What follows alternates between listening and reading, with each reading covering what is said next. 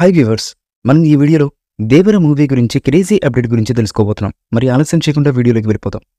Tollywood young tiger NTR గారు pan India లెవెల్లో star హీరోగా దూసుకుపోతున్న సంగతి తెలిసిందే. ఇక ఎన్టీఆర్ గారు ప్రస్తుతం కొరటాల శివ గారి దర్శకత్వంలో నటిస్తున్న దేవర సినిమా షూటింగ్లో బిజీగా గడుపుతున్నారు. ఎన్టీఆర్ RRR తర్వాత నటిస్తున్న సినిమా కావడంతో ఈ సినిమాపై ప్రేక్షకుల్లో మంచి అంచనాలు నెలకొన్నాయి.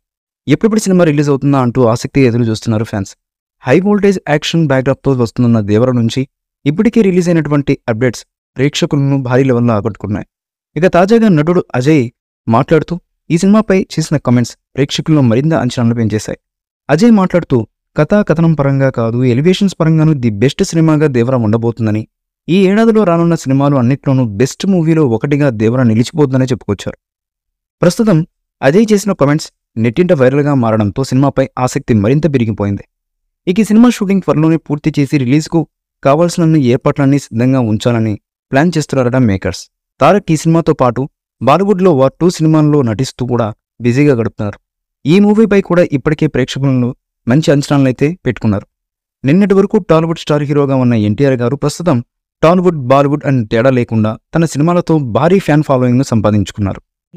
ఈ మూవీపై మీ అభిప్రాయాన్ని కామెంట్ బాక్స్లో తెలియజేయండి. ఈ వీడియో మీకు నచ్చితే లైక్ చేయండి, షేర్ చేయండి, కామెంట్ చేయండి.